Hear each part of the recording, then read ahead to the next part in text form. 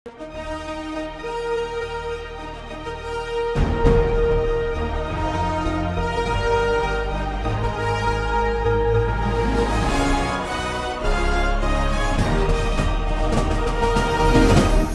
பார்த்து கொண்டிருப்பது உங்கள் ஜாஷ்வா டிவி. சகல ஜனங்களுக்கும் நற்செய்தி.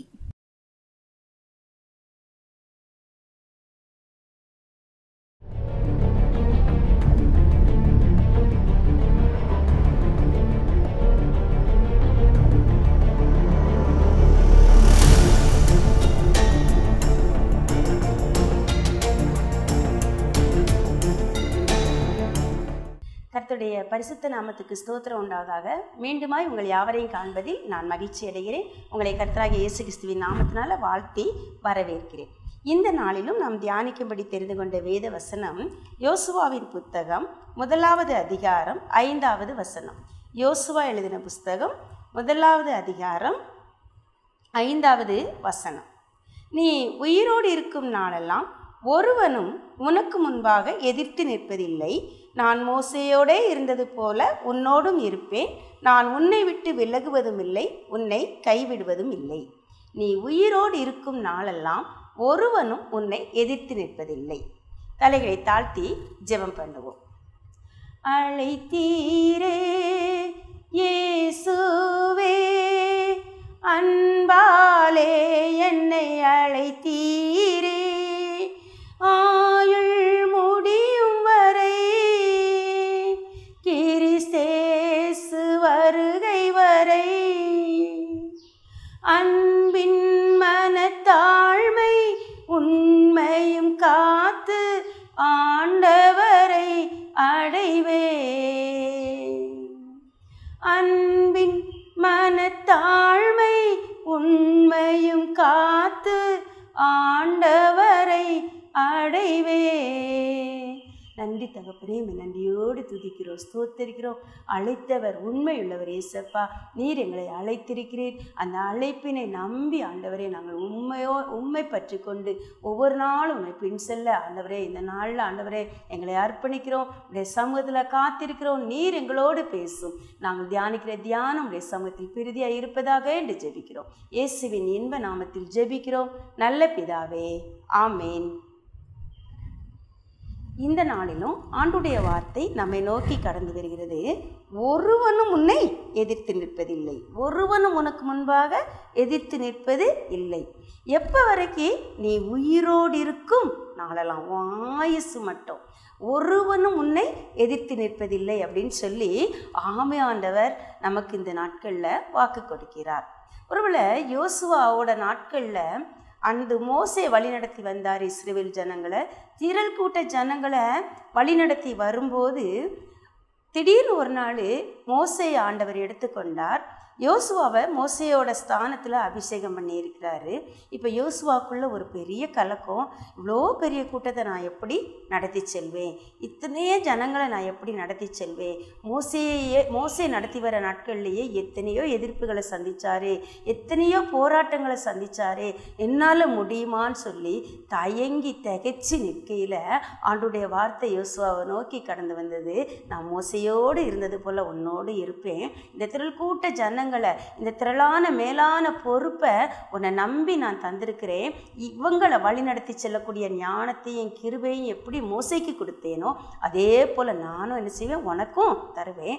அது மாத்திரம் இல்லை, நீ உயிரோடு இருக்கும் நாளெல்லாம் ஒருவனும் உனக்கு முன்பாக எதிர்த்து நிற்பதில்லை. யாரும் என்ன செய்ய மாட்டாங்க, உனக்கு எதிர்த்து நிற்க மாட்டாங்க. எந்த காரியத்திலையும் அவங்க என்ன செய்வாங்க, உனக்கு எதிர்த்து நிற்க மாட்டாங்க. அப்படிப்பட்ட கிருபையை நான் உனக்கு தருவேன்னு சொல்லி ஆண்டவர் சொன்னாரோல.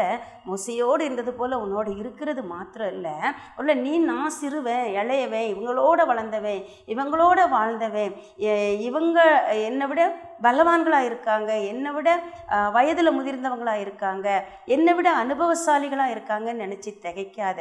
உயிரோடு இருக்கும் நாளெல்லாம் ஒருவனும் உனக்கு முன்பாக உள்ள உன்னுடைய ஜனமும் உன்னை ஏற்று நிற்க முடியாது. நீ அழைச்சிட்டு போகிற வழியில் உனக்கு எதிராக வருகிற ஜனங்களும் எத்தனையோ நாடுகளை, தேசங்களை, ஜனங்களை நீ கடந்து என்ன செய்ய வேண்டியிருக்கு, கானான் தேசத்துக்குள்ளே போக வேண்டியிருக்கு. அவைகளையும் அவர்களிலும் யாரும் உன்னை என்ன செய்ய முடியாது, எதிர்த்து நிற்க முடியாது அப்படின்னு சொல்லி ஆண்டவர் என்ன செய்கிறாரு, வாக்கு கொடுக்கிறாரு. இந்த நாட்களில் நாமும் கூட இந்த நாட்களில் பலவிதமான காரியங்களை யோசிச்சுக்கிட்டு இருக்கலாம். பலவிதமான பொறுப்புகளை நம்மை நம்பி ஆண்டவர் தந்திருக்கிறலாம். பலவிதமான ஒரு பெரிய பொறுப்புகளை நிறைவேற்றும் பணிக்கு ஆண்டவர் நம்ம என்ன செஞ்சுருக்கலாம், அழைத்திருக்கிறலாம். அவருடைய ஊழிய பொறுப்பாக இருக்கலாம், உலக பொறுப்புகளாக இருக்கலாம், சமுதாயத்தில் உள்ள பொறுப்புகளாக இருக்கலாம். ஆனால் இந்த பொறுப்புகளெல்லாம் செய்ய நான் திராணி உள்ளவள் தானா, தகுதி உள்ளவள் தானா, எத்தனையோ மனிதர்களை நான் கடந்து போகணுமே, எத்தனையோ சூழ்நிலைகளை நான் கடந்து போகணுமே, இதையெல்லாம் நாளை தாண்டி போக முடியுமான்னு சொல்லி இந்த நாட்களில் நீங்கள் திகைச்சு நிற்கலாம். ஆனால் ஆண்டவர் இந்த நாட்களில் அப்படி நினைத்து கொண்டிருக்கிற ஒவ்வொருவரை பார்த்துன்னு சொல்கிறாரு, ஒருவனும் உனக்கு முன்பாக எதிர்த்திருப்பது இல்லை. யாரும் எதிர்த்திருக்க முடியாது. ஏன்னா மோசையோடு இருந்ததை போல் நான் உன் கூட இருக்கிறேன், உன்னை அனுப்புகிறவர் நான் அல்லவா அப்படின்னு சொல்லி ஆண்டவர் என்ன செஞ்சார், அந்த மோசையை அனுப்புனார், கிதியோனை அனுப்புனார், ஊழிய சீசர்களை அனுப்புனார். உங்களை அனுப்புகிறவர் நான் அல்லவா. ஒருவேளை கர்த்தருடைய பட்டயம் கிதியோனுடைய பட்டயம் அப்படின்னு சொல்லி கிதியோனோட நாட்களில் ஜனங்கள் கூறினாங்க. அதே போல் நம்மை அனுப்புகிறவர் நம்ம தனித்து அனுப்பலை, அவர் நம்மோடு கூட நமக்குள்ள வாசம் பண்ணுகிறார். அவர் வாசம் பண்ணுகிறதற்கு ஒரு வாகனம்தான் நாமே ஒழிய, அவர் அவருடைய கிரியை செய்து முடிப்பதற்கு நம்மை தெரிந்து கொண்டிருக்கிறாரே ஒழிய, அவர் நம்மை தனியே அனுப்புறதில்லை. அவர் முன்னால் போகிறார். முதல்ல அவருடைய பிரசன்னம் போகுது, அவர் நமக்குள்ளே இருக்கிறார். அவர் நம்முடைய கண்ணை கொண்டு செயல்படுகிறார், நம்முடைய கையை கொண்டு செயல்படுகிறார், நம்முடைய வாயை கொண்டு செயல்படுகிறார், நம்முடைய சரீரத்தை கொண்டு அவர் தமது காரியத்தை நிறைவேற்றுகிறார். இந்த உணர்வோடு கூட நம்ம முன் செல்லும் போது, நம்முடைய காரியங்களை நம்ம முன்னெடுக்கும் போது, அந்த இடத்துல கர்த்தருடைய நாமம் மகிமைப்படும், கர்த்தர் மகிமைப்படுவார். ஒருவரும் நமக்கு முன்பாக எதிர்த்து நிற்க முடியாது. ஒருவேளை அவர்கள் நம்மை பார்க்கும்போது நம்மை அல்ல, நமக்குள் இருக்கிறவரை பார்க்கக்கூடிய அளவுக்கு அது நம்முடைய ஜனங்களாகவும் இருக்கலாம், நமக்கு விரோதமாக நிற்கிற ஜனங்களாகவும் இருக்கலாம். யாரும் என்ன செய்ய முடியாது, நம்ம எதிர்த்து நிற்க முடியாத அளவுக்கு நம்மை காண முடியாது. நமக்குள் இருக்கிற இயேசுவை, நமக்குள் வாழும் தேவனை அவர்கள் காணக்கூடிய அளவுக்கு கர்த்தர் அற்புதம் செய்வார். ஸோ இந்த நேரத்தில் நம்ம என்ன செய்யணும் அப்படின்னு சொன்னால், ஆண்டவர் சொல்கிறாரு, நீ உயிரோடு இருக்கும் நாளெல்லாம் ஒருவனும் உனக்கு முன்பாக எதிர்த்து நிற்பதில்லைன்னு சொல்கிறாரு. அதுக்கு அடுத்தால சொல்கிறாரு, உபாகம் 7ஆம் அதிகாரம் 24வது வசனத்தில், 7ஆம் அதிகாரம் 24வது வசனம்,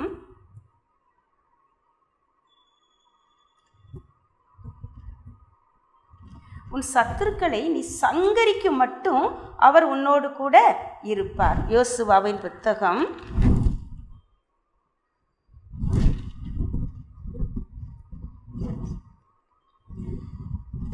'யோசுவாக்கிட்ட இன்னொரு இடத்துல சொல்கிறாரு, நீ அவர்களை சங்கரித்து தீரு மட்டும் நான் உன்னோடு கூட இருப்பேன்.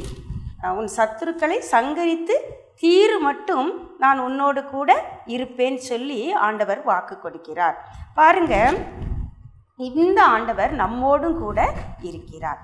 ஒவ்வொரு நாளும் ஒருவேளை நமக்கு விரோதமாக எத்தனை ஆயுதங்களை சத்ருவானவன் ஏவி விட்டாலும் அத்தனையும் சங்கரித்து தீரு மட்டும், ஜனங்களை கொண்டு கானானில் சேர்க்கு மட்டும், ஆண்டவர் நம் முன்னால் வைத்த பொறுப்பை நிறைவேற்றி முடிக்கும் மட்டும், நமக்கு தந்த பொறுப்பை சரியாக நம்ம செய்து முடித்து அவர் பாதத்தில் சமர்ப்பிக்கிற வரைக்கு அவருடைய கிருபை நம்ம கூட இருக்கும், அவருடைய தயவு நம்ம கூட இருக்கும், அவர் நம்மோடு கூட இருப்பார், அவருடைய சமூகம் நமக்கு முன் செல்லும், அவருடைய தூதர்கள் நமக்காக செயல்படுவார்கள். ஒருவரும் நமக்கு முன்பாக எதிர்த்து நிற்க முடியாது. இது தேவனுடைய வாக்கு, இது மனிதருடைய வாக்கு அல்ல, தேவனுடைய வாக்கு. ஸோ விசுவாசத்தோடு கூட நம்ம இந்த நாட்களில் தேவன் நம்ம நம்பி தந்த பொறுப்புகளை, அது உலக பிரகாரமான பொறுப்பாகவும் இருக்கலாம், ஊழியத்தில் உள்ள பொறுப்பாகவும் இருக்கலாம், குடும்பத்தில் உள்ள பொறுப்பாக இருக்கலாம். எதை குறித்து நீங்கள் இன்றைக்கி கலங்கிக்கிட்டு இருக்கீங்களோ, ஐயோ அந்த காரியத்தை அவங்க அப்படி பண்ணிடுவாங்களோ, இவங்க இப்படி பண்ணிடுவாங்களோ அப்படின்னு சொல்லி பல விதமாக நம்ம சிந்தித்து கொண்டிருக்கலாம். ஆனால் யாரும் எதுவும் நமக்கு முன்பாக எதிர்த்து நிற்க முடியாதுன்னு சொல்லி இந்த நாளில் ஆண்டவர் நமக்கு வாக்கு தந்து இருக்கிறார். ஸோ அந்த வாக்கு தத்தத்தை நம்பி நாம் என்ன செய்யணும், முன்ன செல்லணும். இந்த வாக்குத்தத்தத்தை மட்டும் ஆண்டவர் தரல, இன்னொரு வாக்குத்தத்தத்தை ஆண்டவர் நமக்கு தர்றாரு. லூக்கா எழுதின சுவிசேஷம் 21வது அதிகாரம் 15வது வசனம். லூக்கா 21:15 பார்த்தோன்னு சொன்னால், உங்களை விரோதிக்கிறவர்கள் ஒருவரும் எதிர் பேசவும் எதிர் நிற்கவும் கூடாத வாக்கையும் ஞானத்தையும் நான் உங்களுக்கு கொடுப்பேன். இந்த பகுதியில் பாருங்கள், ஒருவேளை சில நேரங்களில் மக்கள் எதிர்த்து நிற்காங்க அப்படின்னு சொன்னால், ஒருவேளை அண்டர் கிரவுண்டில் வேலை செய்வாங்க, அரசியல் ரீதியாக வேலை செய்வாங்க, வெளி ஆட்கள் மூலம் நமக்கு முன்னால் நின்று எதிர்த்து நிற்காமல் வேறு வழியில் பல குறுக்கு வழியில் நமக்கு எதிராக என்ன செய்யலாம், வேலை செய்யலாம். பல குறுக்கு வழியில் சத்துரு என்ன செய்யலாம், நம்மோடு கூட போராடலாம். சில நேரங்களில் ஆண்டவர்கிட்டே போய் என்ன செஞ்சாங்க, அவரை பேச்சிலே அகப்படுத்தும் படிக்கு பரிசேயரும் சதுசேயரும் போய் இயேசுவானவர்கிட்டே போய் வேண்டாத கேள்விகளை, வேண்டாத காரியங்களை குறித்து வீணான காரியங்களை பேசுனாங்க, வீண் விதண்டாவாதங்களை பேசுனாங்க, வீணா தர்க்கம் பண்ண போனாங்க, தேவையில்லாத கேள்விகளை கேட்டு அவரை பேச்சில் அகப்படுத்தும்படி வகை தேடினார்கள் இருக்கு. அது மாத்திரம் இல்லை, சில நேரம் அவங்க என்ன செய்வாங்களாம், இந்த பகுதியில் பாருங்கள், லூக்கா 21வது அதிகாரத்தில் தேவ பிள்ளைகளுக்கு என்ன நடக்கும் அப்படின்னு சொன்னால், என் நாமத்தின் நிமித்தம் அவர்கள் உங்களை பிடித்து ஜெப ஆலயங்களுக்கும் சிறைச்சாலைகளுக்கும் ஒப்பு கொடுத்து ராஜாக்கள் முன்பாகவும் அதிபதிகள் முன்பாகவும் உங்களை இழுத்து துன்பப்படுத்துவார்கள். தேவையே இல்லாத வழக்குக்கும் வாதுக்கும் நம்மக்கிட்ட என்ன செய்யும், இந்த உலகம் சில நேரங்களில் வரும். அப்படி வரும்போது ஆனாலும் அது உங்களுக்கு சாட்சி ஆவதற்கு ஏதுவாயிருக்கும். ஆகையால் என்ன உத்தரவு சொல்லுவோம் என்று கவலைப்படாதிருக்கும்படி உங்கள் மனதிலே நிர்ணயம் பண்ணி கொள்ளுங்கள். அப்போ முதலையே நம்ம ஆண்டவர் நம்மை தெரிந்து கொண்டாரா, அவரை பகைச்ச இந்த உலகம் நம்மையும் என்ன செய்யும், பகைக்கும். அவரை எதிர்த்து நின்ன உலகம் நம்மையும் எதிர்த்து நிற்கும்.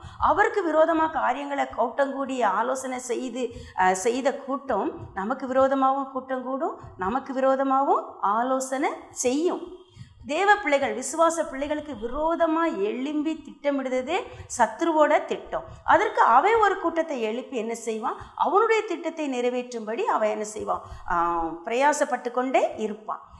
அது நம்முடைய குடும்பத்தில் நம்ம ஆசீர்வதிக்கப்படும் போது கூட, எப்படி யோசேப்பு ஆசீர்வதிக்கப்பட்டிருக்கும் போது யோசேப்போட ஆசீர்வாதத்தை நம்முடைய சகோதரர்களே பொறுத்து கொள்ள முடியலையோ, அதே போல் நாம் ஆசீர்வாதம் இருக்கிறது நம்முடைய இனஜன பந்துக்களாலேயே பொறுத்து கொள்ள முடியாது.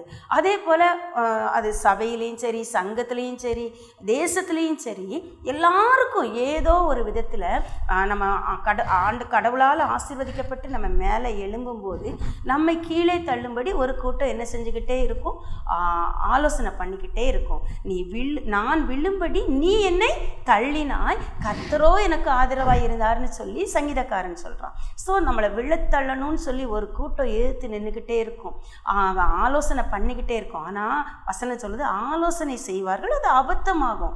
கூட்டம் கூடுவார்கள், அவர்கள் முறியடிக்கப்படுவார்கள். தேனீக்களை போல வளைந்து கொள்வார்கள், ஆனால் முள்ளில் பற்றின நெருப்பை போல அணைந்து போவார்கள். இந்த வார்த்தைகள் எல்லாம் நம்ம என்ன செய்யணும், ஒவ்வொரு நாளும் நினச்சி ஒருவேளை பிரச்சனைகள் நம்மளை எதிர்கொள்ளும் போது, போராட்டங்கள் நம்ம எதிர்கொள்ளும் போது, நம்மோடு போராட மனுஷர் எழும்பும் போது அவங்கள நம்ம பார்க்க வேண்டாம், இந்த வார்த்தைகளை பார்ப்போம், இந்த வார்த்தைகளுக்கு முக்கியத்துவம் கொடுப்போம், இந்த வார்த்தைகளை விசுவாசிப்போம்.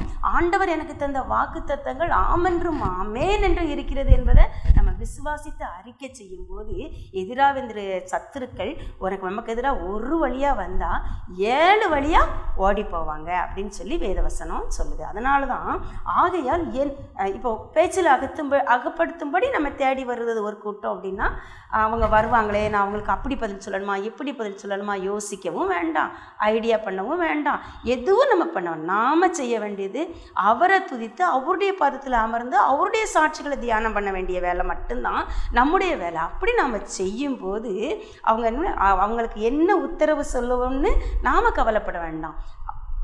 நம்மை விரோதிக்கிறவர்கள் எதிர் பேசவும் எதிர் நிற்கவும். பாருங்கள், உங்களை விரோதிக்கிறவர்கள் ஒருவரும் எதிர் பேசவும் எதிர் நிற்கவும் கூடாத வாக்கையும் ஞானத்தையும் நான் உங்களுக்கு தருவேன். ஒருவேளை ஒரு மனுஷர்கிட்ட பேச முடியுது, இன்னொரு மனுஷர்கிட்ட பேச முடியாது, அப்படிலாம் கிடையாது. இவன்கிட்ட பேசலாம், அவன்கிட்ட பேசிட முடியாது, இவரை சமாளிச்சிடலாம், அவரை சமாளிக்க முடியாது, இப்படிலாம் உலகத்தில் சொல்லுவாங்க. ஆனால் எவரையும் சமாளிக்க இயேசுவானவருடைய பலன் நமக்குள்ள இருக்குது அப்படிங்கிறத முதலாவது நாம் என்ன செய்யணும்? விசுவாசிக்கிறோம். அப்படி விசுவாசிக்கும் போது கர்த்தர் பெரிய காரியங்களை செய்வார். ஸ்தேவானுடைய வாழ்க்கையில் பார்த்தோன்னு சொன்னால் அப்போஸ்தலருடைய நடவடிக்கைகளில் 6ஆம் அதிகாரம் 10வது வசனம் சொல்லுது, கர்த்தரால் தெரிந்து கொள்ளப்பட்ட சீசன், அழைக்கப்பட்ட சீசன், அந்த ஸ்தேவானை குறித்து சொல்லுது. 6ஆம் அதிகாரம் 10ஆம் வசனம் 9-10 அப்பொழுது லிபர்த்தினர் எண்ணப்பட்டவர்களின் ஆலயத்தை சேர்ந்தவர்களிலும் சிரேனே பட்டணத்தாரிலும் அலெக்சாந்திரியா பட்டணத்தாரிலும் சிலிசியா நாட்டாரிலும் ஆசிய தேசத்தாரிலும் சிலர் எழும்பி ஸ்தேவானுடைய தர்க்கம் பண்ணினார்கள். பாருங்க, எத்தனை விதமான மனிதர்கள், எத்தனை விதமான தர்க்கம், எத்தனை விதமான ஞானத்தோடு பேசியிருப்பாங்க. ஆனால் ஸ்தேவான் பேசின ஞானத்தையும் ஆவியையும் எதிர்த்து நிற்க அவர்களால் கூடாமல் போயிற்று. ஆனால் இந்த ஸ்தேவான் என்ன பண்ணார் தெரியுமா? இத்தனை பேர் அவனை எதிர்த்து பேசினாங்க, இத்தனை பேர் அவனுக்கு எதிராக பல்ல கடிச்சாங்க, இத்தனை பேர் அவனுக்கு எதிராக கல்லெறிய ஆயத்தமாக இருந்தாங்க.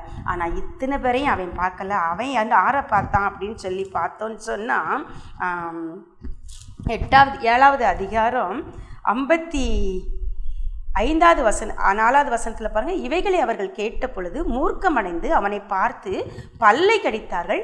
அவன் பரிசுத்த ஆவியினாலே நிறைந்தவனாய் வானத்தை அண்ணாந்து பார்த்து தேவனுடைய மகிமையும் தேவனுடைய வலது பாரசத்தில் இயேசுவானவர் நிற்கிறதையும் கண்டு. அப்போது ஒரு தேவ பிள்ளையோட கண்கள் பல்ல கடிக்கவங்களை பார்க்கக்கூடாது. அவங்க பேசுகிற வார்த்தைகளை சவுலோ காது கேளாதவன் போல் அசட்டையாக இருந்தான்னு சொல்லப்பட்டிருக்கு. அந்த வார்த்தைகளுக்கு முக்கியத்துவம் கொடுக்காம அவங்களுடைய செயல்களை நம்ம பெரிதுபடுத்தாமல் நம்முடைய கண்கள் எனக்கு ஒத்தாசை வரும் பர்வதங்களை நோக்கி நான் என் கண்களை ஏறெடுக்கிறேன். பரலோகத்தை பார்ப்போம். பரலோகத்தில் நமக்காக பரிந்து பேசுகிறவர் ஒருத்தர் இருக்கிறாரு.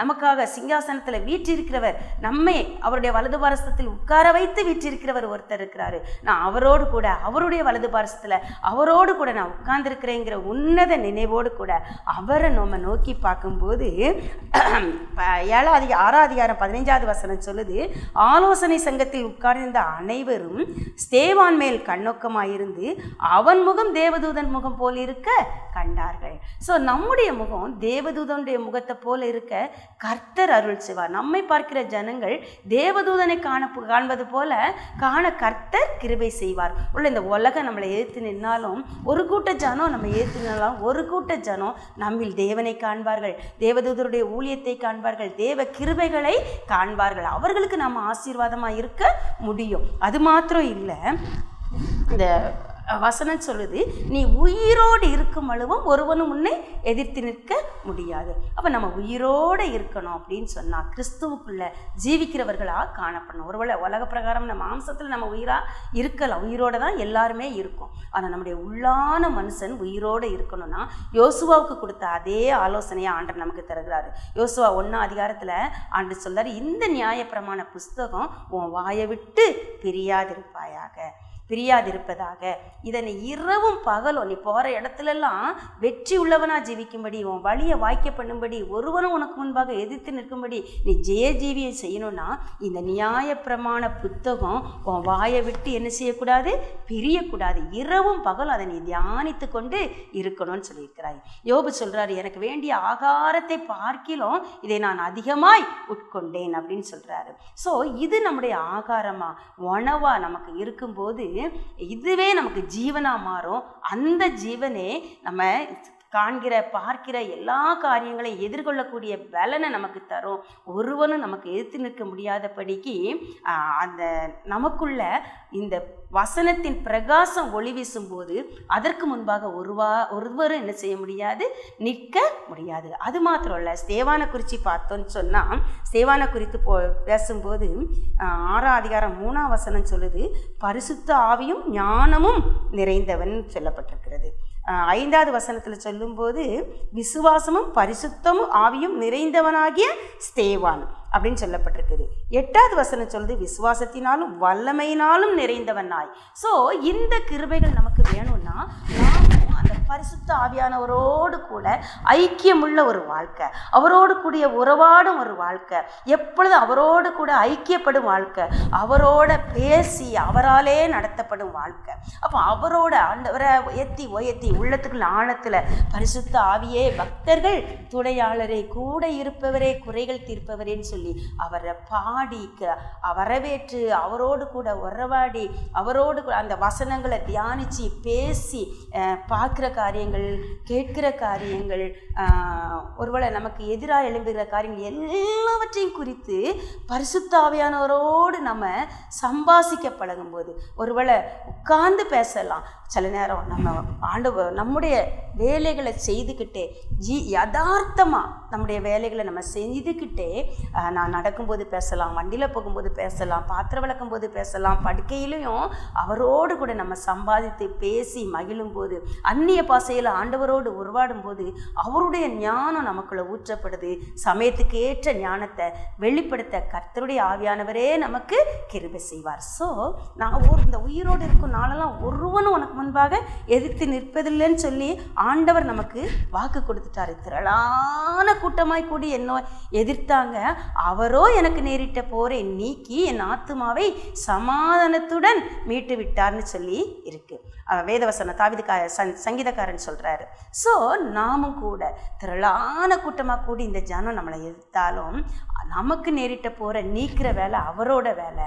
நாம் அவருடைய வார்த்தைகளை உட்கொள்வோம், அவருடைய ஆவியில பலப்படுவோம், அவருடைய ஆவியினாலேயே நடத்தப்படுவோம், ஆவியுக்குள்ளே வாழ பழகுவோம். ஸோ ஆவியின்படி நடக்கிறவர்களுக்கு ஆக்கின தீர்ப்பு இல்லை. ஸோ நாம் என்ன செய்வோம், எல்லா நாளும் அவருக்குள்ளே நம்மை உறுதிப்படுத்தி கொண்டு அவர் அழைத்த அழைப்பை நம்பி திடனாக இருப்போம். ஒருவரும் நமக்கு முன்பாக எதிர்த்து நிற்கக்கூடாத வாக்கையும் வல்லமையும் கர்த்தர் நமக்கு தந்து நம் மூலம் அவருடைய நாமத்தை வெற்றி சிறக்க பண்ணுவார். நம் மூலம் அவருடைய நாமத்தை மகிமைப்படுத்துவார். நம் மூலம் அவருடைய ராஜ்யம் ஸ்தாபிக்கப்பட கர்த்தர் அருள் செய்வார். கர்த்தர் தாமே இந்த வார்த்தைகளை ஆசீர்வதிப்பாராக. தலைகளை தாழ்த்தி ஜெபம் பண்ணுவோம். இயேசுவை பற்றி கொண்ட புத்திசாலிகள், உன்னதத்தில் கொலுவிருக்கும் விந்தை மாந்தர்கள். இயேசுவை பற்றி கொண்ட புத்திசாலிகள், உன்னதத்தில் கொலுவிருக்கும் விந்தை மாந்தர்கள். நிலைவாழ்வும் நிறைவாழ்வும் கண்ட ஞானிகள், நிலைவாழ்வும் நிறைவாழ்வும் கண்ட ஞானிகள். சாத்தானை தோற்கடித்த வெற்றி வீரர்கள், நாங்கள் சாத்தானை தோற்கடித்த வெற்றி வீரர்கள். இசவா நாங்கள் இசவா, இசவா நாங்கள் இசவா. இயேசுவை சேர்ந்தவர்கள் இசவா, நாங்கள் இயேசுவை சேர்ந்தவர்கள் இசவா, இசவா இசவா இசவா. நன்றி இசப்பா, நாங்கள் உயிரோடு இருக்கும் நாளெல்லாம் ஒருவர் எங்களுக்கு முன்பாக எதிர்த்து நிற்பதில்லை என்று வாக்களின நல்ல தகப்பன். அதற்கேற்ற ஞானத்தையும் ஆண்டவரே, ஒருவரும் எதிர்பேசக்கூடாத வாக்கையும் ஞானத்தையும் எங்களுக்கு தந்து எங்களில் இருந்து நீர் மகிமைப்பட போகிறதற்காக உமக்கு நன்றி செலுத்துகிறோம். நாங்கள் உமக்குள் வேர்கொண்டு உமக்காய் கனி கொடுக்க உம்மாலே நடத்தப்பட ஒவ்வொரு நாளும் உடைய திவ்ய அபிஷேகம் எங்களிலே வளர்ந்து பெறுவதாக ஆசீர்வதியும் வழி நடத்தும். இயேசுவின் இன்ப நாமத்தில் ஜெபிக்கிறோம் நல்ல பிதாவே, ஆமென்.